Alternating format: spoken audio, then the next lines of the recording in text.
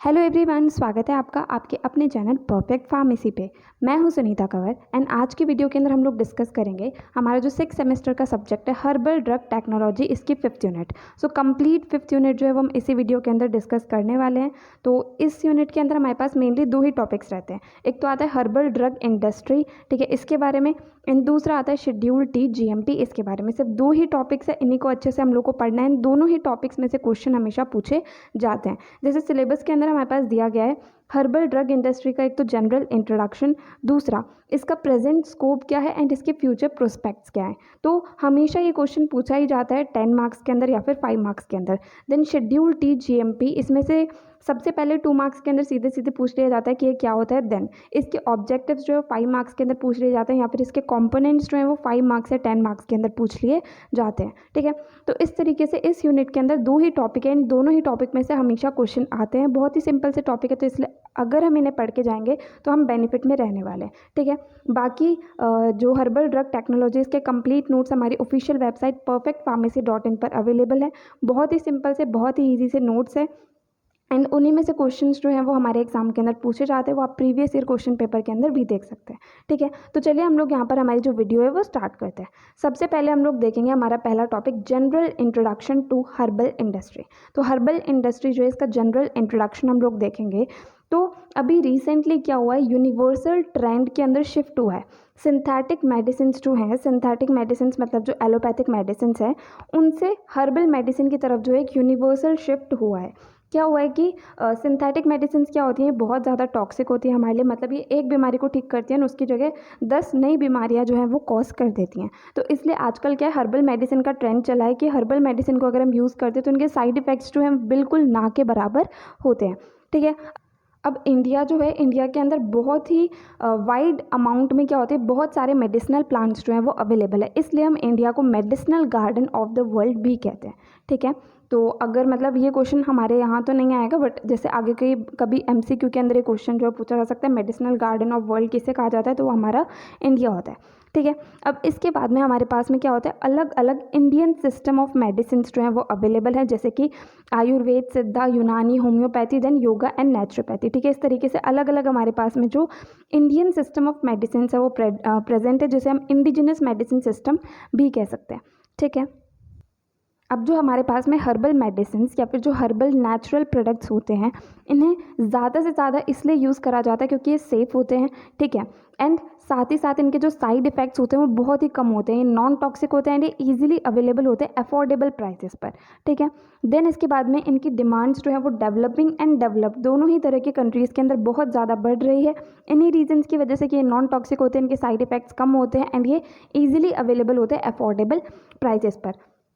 अब दूसरी तरफ जो हमारा एलोपैथिक सिस्टम ऑफ मेडिसिन या फिर सिंथेटिक मेडिसिन या मॉडर्न मेडिसिन होती है, इनके हेल्थ के ऊपर बहुत ज़्यादा बेकार इफ़ेक्ट्स होते हैं, ये हम सब लोग जानते हैं। बट क्या होता है कि इमरजेंसी सिचुएशन के अंदर जो है एलोपैथिक मेडिसिन ही काम करती हैं एंड ये जल्दी से इफ़ेक्ट शो करती हैं, इसलिए हम लोग इन्हीं के जो है हमें इनकी आदत हो चुकी है, ठीक है। बट जो हेल्थ हज़ार्ड्स है, आजकल लोग इन चीज़ों पर फोकस कर रहे हैं कि भाई हम दवाई लेकर के एक बीमारी हमारी ठीक हो रही है तो उससे बहुत सारी बीमारियाँ हो रही है, तो इस वजह से बहुत सारे लोग जो है वो सिंथेटिक मेडिसिन से हर्बल मेडिसिन की तरफ शिफ्ट हो रहे हैं, ठीक है। नाउ नेक्स्ट हम देखेंगे कि हमारी जो हर्बल ड्रग इंडस्ट्री है, तो सिंपली हर्बल ड्रग इंडस्ट्री क्या हो गई कि हर्बल ड्रग्स जो है उसकी डिमांड बहुत ज़्यादा बढ़ रही है। सिंपली हर्बल ड्रग्स जो है उनको हमें ज़्यादा से ज़्यादा बनाना होगा, क्योंकि क्या है, उसकी डिमांड बहुत ज़्यादा बढ़ रही है। नाउ इसका प्रेजेंट स्कोप क्या है, मतलब हर्बल ड्रग इंडस्ट्री जो है इसका प्रेजेंट स्कोप क्या है। तो इंडिया जो है इसके अंदर दुनिया का लार्जेस्ट एंड ओल्डेस्ट ट्रेडिशन है मेडिसिन सिस्टम का, ठीक है। एंड इसके अंदर हमारे पास में आयुष आता है, Ayurveda, Siddha, Unani, homeopathy, yoga and naturopathy, ठीक है। ये वाइटल पार्ट है इंडिया के कल्चर के एंड इंडिया के ट्रेडिशंस के, ठीक है। अब प्रेजेंट स्कोप की हम लोग बात करें तो जो एंशियंट लिटरेचर है उसके अंदर 500 मेडिसिनली यूजफुल प्लांट्स जो हैं वो ऑलरेडी मैंशनड है, and indigenous system of medicine जो है उसके अंदर 800 प्लांट्स जो है उन्हें अभी भी यूज़ करा जाता है, ठीक है। इसके बाद में 25,000 इफेक्टिव प्लांट बेस्ड फॉर्मुलेशंस जो है उन्हें यूज़ करा जाता है इंडिया के अंदर फॉक मेडिसिन के अंदर, ठीक है। ट्रेडिशनल मेडिसिनल सिस्टम जो है इसके 1.5 मिलियन प्रैक्टिशनर्स इस वक्त हैं, मतलब 1.5 मिलियन लोग जो हैं वो ट्रेडिशनल मेडिसिनल सिस्टम जो है उसके उसको मतलब स्टडी कर रहे हैं, ठीक है, एंड उसके जो इफ़ेक्ट्स वगैरह हैं, एंड मतलब ट्रेडिशनल मेडिसिनल सिस्टम जो है उसे प्रमोट कर रहे हैं। एंड ये जो होती है हमारी मेडिसिन, ये प्रिवेंटिव के रूप में काम आती हैं, ठीक है, एंड क्यूरेटिव मतलब क्या है कि किसी भी बीमारी को प्रिवेंट करने के भी काम आते हैं, उसे क्योर करने के भी काम आते हैं। अब इंडिया के अंदर 7800 मेडिसिनल ड्रग मैन्युफैक्चरिंग यूनिट्स जो है वो प्रेजेंट है, ठीक है। अब अगर हम लोग 2018 जो है उसका डेटा अगर हम लोग देखें तो इंडिया जो है उसका जो डोमेस्टिक मतलब इंडिया के अंदर अंदर ही फार्मास्यूटिकल मार्केट का टर्नओवर था 18 बिलियन $, ठीक है। उसमें से इंडियन आयुर्वेदिक इंडस्ट्री जो है वो 4.4 बिलियन $, की थी। मतलब क्या है कि आयुर्वेदिक सिस्टम, सिर्फ आयुर्वेदिक सिस्टम जो है वो 4.4 बिलियन डॉलर का था। बाकी के जो इंडियन सिस्टम ऑफ मेडिसिन है उनका भी कुछ इसके अंदर जो है प्रपोर्शन रहेगा। तो मतलब क्या है कि डिमांड जो है हर्बल मेडिसिन की वो बहुत ज़्यादा यहाँ पर बढ़ रही है। नाउ अगर हम बात करें मैन्युफैक्चरिंग यूनिट्स जो हैं तो सबसे ज़्यादा जो है आयुर्वेद की मैन्युफैक्चरिंग यूनिट्स है 85%, देन होम्योपैथी की है ऑलमोस्ट 7% एंड सिद्धा यूनानी की ऑलमोस्ट बराबर है 4% इसकी जो मैन्युफैक्चरिंग यूनिट्स है वो प्रेजेंट है, ठीक है। अब जो डायरेक्टरेट जनरल हैं कमर्शियल इंटेलिजेंस एंड स्टैटिस्टिक्स के, उनके हिसाब से गवर्नमेंट ऑफ इंडिया के अंदर जो हर्बल सेक्टर है वो 807 करोड़ का है, ठीक है। एंड देन इसके बाद में इंडिया जो है इसके अंदर ऑलमोस्ट 25,000 लाइसेंस्ड फार्मेसीज़ है इंडियन मेडिसिन सिस्टम की, ठीक है। तो अब हमारे पास में जो हर्बल ड्रग इंडस्ट्री है वो तो हम लोग को पता चल गया। उसके बाद में जो इसका present scope and future prospects है इसके अंदर हम लोग को कुछ पॉइंट्स जो है वही मेंशन करने हैं। अगर आप चाहें तो मन से मेंशन कर सकते हैं, बाकी एक बार यहाँ पर रीड आउट इनको कर सकते हैं नोट्स में से, नहीं तो यहाँ पर आपने एक बार सुन लिया तो अब आप इसको आराम से जा करके लिख सकते हैं, ठीक है। नेक्स्ट हमारे पास में आएंगे कि फ्यूचर प्रोस्पेक्ट्स जो हैं वो क्या हैं हर्बल इंडस्ट्री के। सो जैसे हर्बल इंडस्ट्री है उसको मतलब सारी दुनिया तक पहुंचाने में हमारी जो गवर्नमेंट है वो ऑलरेडी मदद कर रही है आयुष के थ्रू, कि अवेयरनेस जो है सबको पता लग सके हर्बल ड्रग्स के बारे में, हर्बल ड्रग्स किस तरीके से काम करती है, उनके साइड इफ़ेक्ट्स कम होते हैं, इन सब चीज़ों के बारे में सबको पता चल सके, उसके लिए ऑलरेडी जो है हमारी गवर्नमेंट जो है वो काम कर रही है, ठीक है। अब हमने जैसे अभी पीछे प्रेजेंट स्कोप के अंदर देखा था कि जो एक्सपोर्ट है हर्बल मेडिसिन का वो बहुत ज़्यादा है, तो इसलिए ये चीज़ ज़रूरी है आगे के फ्यूचर के लिए कि हम एक्सपोर्ट जो है उसे ज़्यादा से ज़्यादा बढ़ाने की कोशिश करें, ठीक है। अब साथ ही साथ हर्बल जो ड्रग्स है उसकी क्वालिटी अच्छी हो उसके लिए हमें मोनोग्राफ्स डेवलप करने होंगे, रेफरेंस मार्कर कंपाउंड्स डेवलप करने होंगे, एंड एनालिसिस जो है ड्रग्स की अच्छे से हो सके उसके लिए कुछ फैसिलिटीज़ जो है अच्छी अच्छी हमें डेवलप करनी होगी, ठीक है। इसके बाद में हम लोग को ये चीज़ ध्यान रखनी है कि good manufacturing practices and good agriculture practices जो ये सारी की सारी फॉलो होती रहें, जिससे कि हर्बल ड्रग्स जो हमें मिले एंड में वो अच्छी क्वालिटी की हो, ठीक है।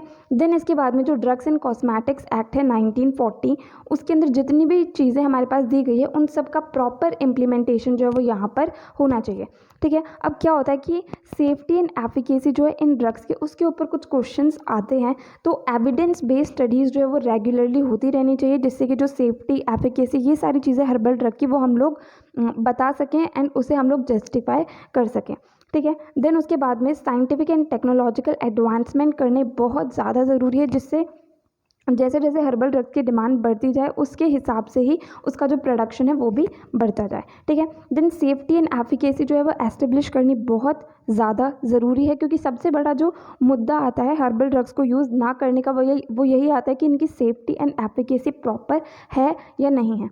तो प्रॉपर स्टडीज़ साइंटिफिक एंड अलग अलग तरह की स्टडीज़ की मदद से उसकी सेफ्टी एंड एफिकेसी जो है वो हमें फ्यूचर के अंदर अच्छे से एस्टेब्लिश करनी होगी, प्रूव करनी होगी, जिससे सभी लोग जो है वो हर्बल मेडिसिन को यूज़ कर सकें, ठीक है। तो हर्बल मेडिसिन जो है इसका बहुत ही बढ़िया स्कोप है आगे के लिए, बस मेन सबसे बड़ी दिक्कत यही आती है कि इसकी सेफ्टी एफिकेसी जो है वो अभी अच्छे से प्रूवन नहीं है। तो उससे अगर अच्छे से प्रूव करेंगे, उसे अच्छे से एस्टेब्लिश करेंगे तो क्या होगा कि इसकी बहुत अच्छी जो मतलब स्कोप जो है बहुत अच्छा है हर्बल ड्रग्स का। नाउ नेक्स्ट वाला जो टॉपिक हमारे पास आता है इस यूनिट के अंदर वो आता है plant based industries and institutions. तो plant based industries and institution जितने भी हैं वो सब हम लोग को यहाँ पर बताने, मेनली जो इंडिया के अंदर जितने भी हैं ना उनके बारे में हम लोग यहाँ पर बात करेंगे।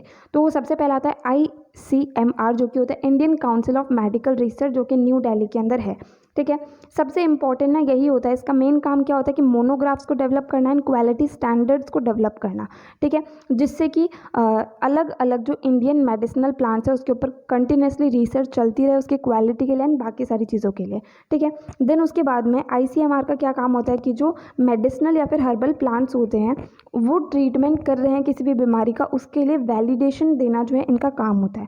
देन वेरियस डिसऑर्डर्स जो है उनके ऊपर डिस्कवरी करना, रिसर्च करना कि अलग अलग डिसऑर्डर्स को अलग अलग हर्बल प्लांट्स की मदद से किस तरीके से ट्रीट करा जा सकता है। ठीक है, नेक्स्ट आता है Indian agricultural research institute New Delhi. Then आता है Agharkar research institute Pune. Then आता है forest research institute Dehradun.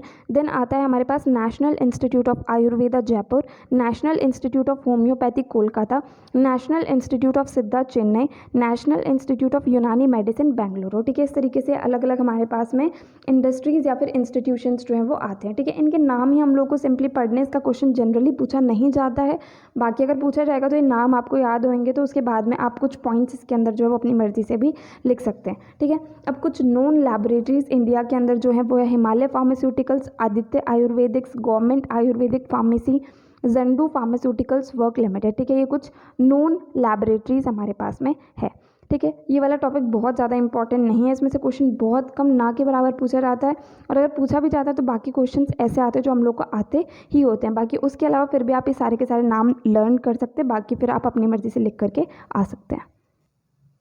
Now next हमारा अच्छा वाला टॉपिक जो आता है एग्जाम के अंदर, जो हम लर्न करके अच्छे से इसके अंदर आंसर लिख करके आ सकते हैं प्रॉपर्ली, वो है शेड्यूल टी, जिसके अंदर आते हैं good manufacturing practice of Indian system of medicine. Indian system of medicine के अंदर हमारे पास आता है Ayush, Ayurveda, Siddha, Unani, homeopathy and yoga and naturopathy. ठीक है, तो यही हमारे पास आते हैं इंडियन सिस्टम ऑफ मेडिसिन के अंदर। अब सिंपली गुड मैन्युफैक्चरिंग प्रैक्टिस क्या होती है, मतलब जब हम इंडियन सिस्टम ऑफ मेडिसिन, मतलब जो इंडियन मेडिसिन है जो हमारे पास में आयुर्वेदिक, होम्योपैथिक, ये सारी जो मेडिसिन आती हैं उन्हें जब हम बना रहे हैं तो उन्हें बनाते टाइम हमें किन किन पॉइंट्स का ध्यान रखना होगा, किन किन पॉइंट्स को हमें कंसिडर करना होगा, जिससे कि एंड में जो हमारी हर्बल ड्रग बने वो क्या हो, अच्छी क्वालिटी की हो, जो कि अच्छा इफेक्ट जो है वो प्रोड्यूस कर सके। ठीक है, तो सबसे पहले क्या होगा कि गुड मैन्युफैक्चरिंग प्रैक्टिस जो है ये ऐसी प्रैक्टिसेस होती हैं जो ज़रूरी होती हैं ये चीज़ कंफर्म करने के लिए कि हमारे जो हम मैन्युफैक्चर कर रहे हैं ड्रग को, तो वो जो है गाइडलाइंस, सारी की सारी गाइडलाइंस को फॉलो करिए जो कि एजेंसीज़ के द्वारा दी गई हैं, जो कि इन्वॉल्व होती हैं ड्रग्स जो हैं उनके ऑथराइजेशन के अंदर, लाइसेंसिंग के अंदर। ठीक है, तो ये सारी चीज़ें जो है हमारे पास में, ये प्रैक्टिसेस जो है वो गुड मैन्युफैक्चरिंग प्रैक्टिसेस आती है। अब मेन पॉइंट जो इसके अंदर आते हैं वो आते हैं objectives of GMP। Good manufacturing practices जो है इसके ऑब्जेक्टिव्स क्या होंगे। सबसे पहला पॉइंट आता है, मतलब इसका यही काम होता है कि इंश्योर करना, मतलब इस चीज़ की श्योरिटी देना कि मैन्युफैक्चरर्स जो रॉ मटेरियल्स को यूज़ कर रहे हैं वो ऑथेंटिक होने चाहिए एंड प्रिस्क्राइब्ड क्वालिटी के होने चाहिए। देन रॉ मटेरियल्स जो हैं उसके अंदर किसी भी तरह का कंटामिनेशन नहीं होना चाहिए। देन प्रॉपर स्टैंडर्ड्स जो हैं वो मेंटेन करने होंगे जब हम हर्बल जो ड्रग्स हैं उन्हें मैन्युफैक्चर कर रहे हैं। देन प्रॉपर मेजर्स जो उन्हें हम इम्प्लीमेंट करें जिससे कि डिज़ायर्ड क्वालिटी का प्रोडक्ट जो है वो हमें मिल सके। ठीक है, देन ये इंश्योर करना कि मैन्युफैक्चरर जो है वो डिज़ायर्ड क्वालिटी ऑफ ड्रग्स को ही सेल कर रहे हैं, मतलब ऐसी ड्रग को सेल नहीं कर रहे जिसका कुछ अच्छा इफेक्ट नहीं आएगा। देन हमें मेंटेन करने होंगे डॉक्यूमेंट्स कि हमने हर्बल ड्रग्स को बनाने के लिए, इक्विपमेंट्स को यूज़ करने के लिए, सारी चीज़ों के लिए किस किस तरह के प्रोसीजर, कौन कौन से प्रोसीजर जो हैं वो यूज़ कर रहे हैं, तो वो प्रोसीजर को हमें प्रॉपर डॉक्यूमेंट करना होगा। ठीक है, जिससे कि बाद में रेफरेंस के लिए, इंस्पेक्शन के लिए जो है वो प्रोसीजर हमारे पास काम आ सके। ठीक है, तो सिंपली यही हमारे पास में ऑब्जेक्टिव्स होते हैं। ऑब्जेक्टिव्स का क्वेश्चन हमारे पास 2 मार्क्स या फिर 5 मार्क्स के अंदर कभी कभी पूछा जाता है। नेक्स्ट आते हैं कॉम्पोनेंट्स ऑफ GMP या फिर कॉम्पोनेंट्स ऑफ शेड्यूल टी। तो यहाँ पर ये कंप्लीट हमारे पास में 9 कॉम्पोनेंट्स जो हैं ये लिखे हुए हैं। ठीक है, अगर ये क्वेश्चन हमारे पास 10 मार्क्स के अंदर पूछा जाता है तो ये 9 कॉम्पोनेंट्स को हम अच्छे से लिख करके एक्सप्लेन करेंगे तो हमारे पास मोर देन एनफ जो है वो रहने वाला है। ठीक है, तो इन्हीं को हम यहाँ पर ब्रीफ के अंदर थोड़ा सा एक्सप्लेन कर देते हैं, बाकी नोट्स के अंदर तो प्रॉपर आपको लिखे हुए मिल ही जाएंगे। तो ये जो कॉम्पोनेंट्स है GMP के, इनके नाम हमें अच्छे से याद होने चाहिए क्योंकि ये क्वेश्चन 10 मार्क्स के अंदर हर बार ही पूछा जाता है। ठीक है, तो सबसे पहले कॉम्पोनेंट आता है इंफ्रास्ट्रक्चरल रिक्वायरमेंट्स, मतलब वहाँ पर हमें किस किस तरह की इंफ्रास्ट्रक्चरल रिक्वायरमेंट्स होंगी। तो सबसे पहला आता है लोकेशन एंड सराउंडिंग्स। तो लोकेशन मतलब किस जगह पर वो है एंड उसकी सराउंडिंग किस तरीके से। तो वहाँ पर कोई भी सीवेज जो है वो ओपन नहीं होना चाहिए, कोई भी पब्लिक एरियाज़ या टॉयलेट्स में से ड्रेनेज नहीं आना चाहिए वहाँ पर। देन फैक्ट्री फ्यूम किसी भी तरह का वहाँ पर अवेलेबल नहीं होना चाहिए। एक्सेसिव स्मोक एंड डस्ट जो है वो वहाँ पर नहीं होनी चाहिए। तो सिंपली हमें जो यूनिट लगानी है, हर्बल ड्रग इंडस्ट्री लगानी है, वो ऐसी जगह पर लगानी है जहाँ पर ये सारी चीज़ें जो है वो ना हो, ऐसी लोकेशन एंड ऐसी सराउंडिंग होनी चाहिए। ठीक है। दूसरी आती है बिल्डिंग्स। तो बिल्डिंग के अंदर हाइजीनिक कंडीशंस जो है वो मेंटेन रहनी चाहिए, किसी भी तरह के वहाँ पर जाले वगैरह नहीं लगे होने चाहिए। देन प्रॉपर लाइट आनी चाहिए, प्रॉपर वेंटिलेशन होना चाहिए। फ्लोर्स जो हैं वहाँ की एंड दीवारें जो हैं वो मतलब एकदम स्मूथ होनी चाहिए एंड उसके अंदर किसी भी तरह का मॉइस्चर वगैरह जो है प्रेजेंट नहीं होना चाहिए। अब काम करने के लिए या फिर इक्विपमेंट्स वगैरह को रखने के लिए हमें जितना भी स्पेस चाहिए, प्रॉपर स्पेस जो है वहाँ पर अवेलेबल होना चाहिए। अब इंटीरियर जो है बिल्कुल स्मूथ होना चाहिए एंड सफाई करना उसमें आसान होना चाहिए। अब प्रेमाइसेस जो हैं वो कंपैटिबल होने चाहिए कि फैक्ट्री एक्ट जो हमारे पास में रहता है उसके अकॉर्डिंग जो है कंप्लीट प्रेमाइसेस होना चाहिए। ठीक है। नेक्स्ट आता है प्रॉपर ड्रेनेज सिस्टम। तो जो भी हमारे पास में वहाँ पर वेस्ट होगा, सैनिटरी फिटिंग्स जो है वो प्रॉपर होनी चाहिए, वेंटिलेशन प्रॉपर होना चाहिए। ठीक है। देन फायर सेफ्टी मेजर्स जो है वो प्रॉपरली होने चाहिए। जो भी वहाँ पर वेस्ट वाटर वगैरह है उसका जो प्रॉपर जो है उसका सेटलमेंट हो जाना चाहिए। ठीक है। नेक्स्ट आता है वाटर सप्लाई। अब वाटर सप्लाई तो पूरी की पूरी प्रेमाइसेस के अंदर प्रॉपर वाटर सप्लाई होना चाहिए एंड वाटर जो मैन्युफैक्चरिंग प्रोसेस के अंदर यूज़ करा जा रहा है वो प्योर होना चाहिए एंड पीने लायक होना चाहिए। ठीक है। देन आता है डिस्पोजल ऑफ वेस्ट। तो वेस्ट वाटर एंड बाकी जितने भी वेस्ट फैक्ट्री से या इंडस्ट्री से निकल रहे हैं उन्हें प्रॉपरली डिस्पोज करना ज़रूरी है। ठीक है। प्रॉपर ट्रीटमेंट के बाद में। ठीक है। नेक्स्ट हमारे पास में आता है कंटेनर्स क्लीनिंग। तो जो भी वहाँ पर कंटेनर्स अवेलेबल है जो हम वहाँ पर यूज़ कर रहे हैं मैन्युफैक्चरिंग के टाइम, उनके लिए क्लीनिंग के लिए एक सेपरेट एरिया होना चाहिए। ठीक है। एंड उन्हें अच्छे से वॉश करना होगा, क्लीन करना होगा एंड ड्राई करना होगा यूज़ करने के पहले। नाउ सेकेंड पॉइंट आता है वर्किंग स्पेस। अब मैन्युफैक्चरिंग एरिया जो है उसके अंदर प्रॉपर स्पेस होना चाहिए जिससे कि वहाँ पर मैन्युफैक्चरिंग अच्छे से हो सके, क्वालिटी कंट्रोल का प्रोसेस जो है वो अच्छे से हो सके, सारे इक्विपमेंट्स एंड रॉ मटेरियल्स जो है उन्हें ऑर्डरली अरेंज करा जा सके, इतना प्रॉपर स्पेस वहाँ पर होना चाहिए। देन इस तरह के मेजर्स हमें लेने होंगे जिससे कि कोई भी दो चीज़ें वहाँ रखी हैं तो उनके अंदर क्रॉस कंटामिनेशन नहीं होना चाहिए, इतना स्पेस तो वहाँ पर हमारे पास होना ही चाहिए।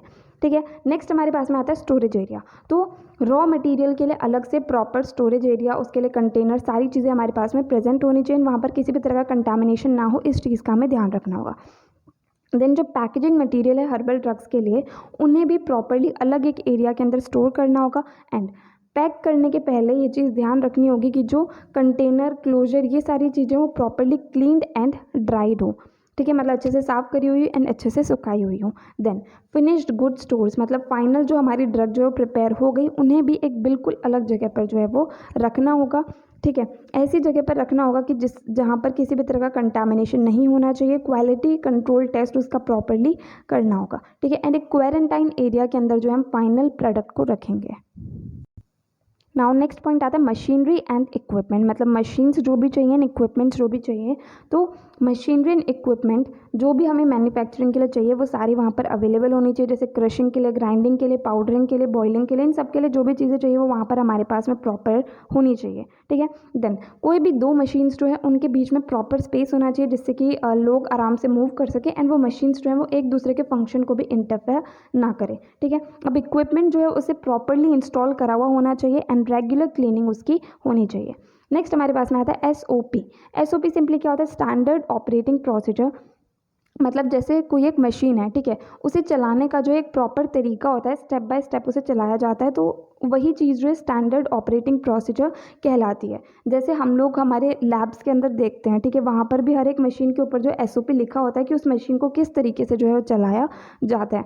तो इसी तरीके से हर्बल ड्रग इंडस्ट्री के अंदर भी SOPs होने चाहिए, सैम्पलिंग के लिए, बैच नंबरिंग के लिए, टेस्टिंग के लिए, मतलब किसी भी मशीन की क्लीनिंग किस तरीके से करनी है, उसकी मेंटेनेंस किस तरीके से होगी, वो काम किस तरीके से करेगी, हर चीज़ का SOP जो है वो प्रॉपरली हमारे पास में अवेलेबल होना चाहिए। नेक्स्ट आता है हेल्थ एंड हाइजीन। तो हमारे पास में जो एम्प्लॉय हैं फैक्ट्री के अंदर वो बिल्कुल हेल्दी होने चाहिए एंड उनको मेनली कोई भी इन्फेक्शियस डिजीज़ नहीं होनी चाहिए। अगर वो हुई तो बाकी जो वहाँ पर काम करने वाले लोग हैं वो भी इन्फेक्ट हो जाएंगे एंड साथ साथ जो हमारी ड्रग है वो भी ख़राब हो जाएगी, तो फिर वो ड्रग किसी को ठीक करने की जगह और ज़्यादा बीमार और कर देगी। ठीक है। इसके बाद में हाइजीन के अंदर आता है कि वर्कर्स जो उनकी क्लोथिंग क्लीन होनी चाहिए, उन्हें प्रॉपर यूनिफॉर्म देनी होगी, उनके हैंड फीट हेयर्स ये सारी चीज़ें जो प्रॉपरली कवर होनी चाहिए। ठीक है। देन जो हमारे पास में पर्सनल वगैरह होते हैं, मतलब जो लोग वहाँ पर काम करते हैं, उनके लिए प्रॉपर रूम अलग से रहना चाहिए क्लोथ्स वगैरह चेंज करने के लिए। ठीक है। एंड अपनी पर्सनल चीज़ें रखने के लिए वो सारी चीज़ों के लिए एक अलग से रूम जो है वो रहना चाहिए। ठीक है। नेक्स्ट आता है मेडिकल सर्विसेज। तो मेडिकल सर्विसेज के अंदर क्या है कि हर एक वर्कर जो है वहाँ पर उसका एनुअल मेडिकल चेकअप होना चाहिए, ध्यान रखने के लिए कि उसके अंदर किसी भी तरह की इन्फेक्शियस डिजीज़ तो उन्हें नहीं हो रखी है। ठीक है। एंड हेल्थ एंड चेकअप्स इनका प्रॉपर रिकॉर्ड्स जो है वो वहाँ पर मेंटेन होने चाहिए। नाउ नेक्स्ट हमारे पास में आते हैं डॉक्यूमेंटेशन एंड रिकॉर्ड्स। तो डॉक्यूमेंटेशन एंड रिकॉर्ड्स ये बहुत ही ज़्यादा इंपॉर्टेंट चीज़ होती है किसी भी कंपनी के अंदर। ठीक है। अब मेनली डॉक्यूमेंट्स या रिकॉर्ड्स हमें एक तो बैच मैन्युफैक्चरिंग रिकॉर्ड्स मेंटेन करने होंगे, मतलब जो भी बैच बनते जा रहे हैं तो उनके बारे में प्रॉपर एंट्री एंड उनके बारे में प्रॉपर जो उसकी डिटेल्स है वो एक बैच मैन्युफैक्चरिंग रिकॉर्ड के अंदर रहनी चाहिए कि उसके अंदर क्या रॉ मटेरियल हमने यूज़ करा, क्या क्वांटिटी हमें स्टोर से मिली, एंड बाकी सारी की सारी चीज़ें जो हैं वो सब वहाँ पर मेंशन होनी चाहिए। देन डिस्ट्रीब्यूशन रिकॉर्ड्स के अंदर क्या आएगा, इसके अंदर ये चीज़ हम लोग देखेंगे कि कोई जो एक बैच है वो किस जगह पर गया है, प्रॉपर उसका उस जगह का नाम, देन उसका एड्रेस, प्रॉपर सारी की सारी चीज़ें जो हमारे पास में होनी चाहिए। अब डिस्ट्रीब्यूशन रिकॉर्ड बहुत ज़्यादा ज़रूरी इसलिए हो जाता है कि मतलब हमें पता चला कि हमारी इस ड्रग के अंदर कोई दिक्कत है, तो हमें पता है कि वो ड्रग कहाँ कहाँ गई है, तो इंस्टेंटली हम उसे जो है वापस से मंगा सकते हैं, जिससे कि ज़्यादा लोगों तक जो है वो ख़राब ड्रग ना पहुँचे। ठीक है। नाउ नेक्स्ट है रिकॉर्ड ऑफ मार्केट कंप्लेंट्स। तो मार्केट से जो भी कंप्लेंट आई है उसका भी एक रिकॉर्ड वहाँ पर रहना चाहिए, एंड उस कंप्लेंट के अगेंस्ट क्या करेक्टिव एक्शन हम लोगों ने लिया वो भी वहीं पर ही मेंशन होना चाहिए। देन एक सेपरेट रजिस्टर होना चाहिए जिसके अंदर हम ये चीज़ मेंशन करें कि किसी भी ड्रग की अगर एडवर्स ड्रग रिएक्शन वगैरह आई है तो उसके बारे में भी वहाँ पर लिखा होना चाहिए, जिससे आगे के बैचेस के अंदर हम चीज़ें जो है वो ध्यान रख सकें। ठीक है। नाउ लास्ट आता है क्वालिटी कंट्रोल। तो एक क्वालिटी कंट्रोल की फैसिलिटी जो है वो बहुत ज़्यादा ज़रूरी है। ठीक है। अब या तो फैक्ट्री प्रीमाइसेस के अंदर ही हो या फिर किसी गवर्नमेंट टेस्टिंग लैबोरेटरी के अंदर क्वालिटी कंट्रोल हो रहा हो, क्योंकि हर एक बैच का क्वालिटी कंट्रोल करना बहुत ज़्यादा ज़रूरी है, जिससे कि पता चले कि जो प्रोडक्ट बना है वो डिज़ायर्ड क्वालिटी का है या फिर नहीं है। ठीक है। अब जो क्वालिटी कंट्रोल टेस्ट है वो स्टैंडर्ड्स जो फार्माकोपिया के अंदर दिए गए हैं उसके अकॉर्डिंग जो है वो परफॉर्म होने चाहिए। देन क्वालिटी कंट्रोल का जो सेक्शन है वो क्वालिटी रॉ मटेरियल्स की भी चेक करें, साथ ही साथ फिनिश्ड प्रोडक्ट्स जो है उसकी भी चेक करें। देन मैन्युफैक्चरिंग के प्रॉपर रिकॉर्ड्स जो हैं अलग अलग प्रोसेसेस के वो भी प्रॉपरली मेंटेन होने चाहिए। सो ये जो थे हमारे पास में सारे कंपोनेंट्स थे GMP के। ठीक है। इसका 5 या 10 मार्क्स का क्वेश्चन हर बार बनता ही बनता है, तो ये सारे कंपोनेंट्स हमें अच्छे से आने चाहिए। ठीक है। तो यहाँ पर हमारी ये वीडियो कंप्लीट होती है। अगर आपको इस वीडियो के अंदर कहीं भी कोई भी डाउट है तो आप कमेंट सेक्शन में पूछ सकते हैं। अगर नेक्स्ट वीडियो आप किसी पर्टिकुलर टॉपिक पर चाहते हैं तो वो भी आप कमेंट सेक्शन में बता सकते हैं। एंड अगर आपको ये वीडियो हेल्पफुल लगी तो प्लीज़ आप इस वीडियो को लाइक करना, अपने फ्रेंड्स के साथ भी शेयर करना और चैनल को सब्सक्राइब करना। थैंक यू सो मच इस वीडियो को एंड तक देखने के लिए एंड चैनल को सपोर्ट करने के लिए।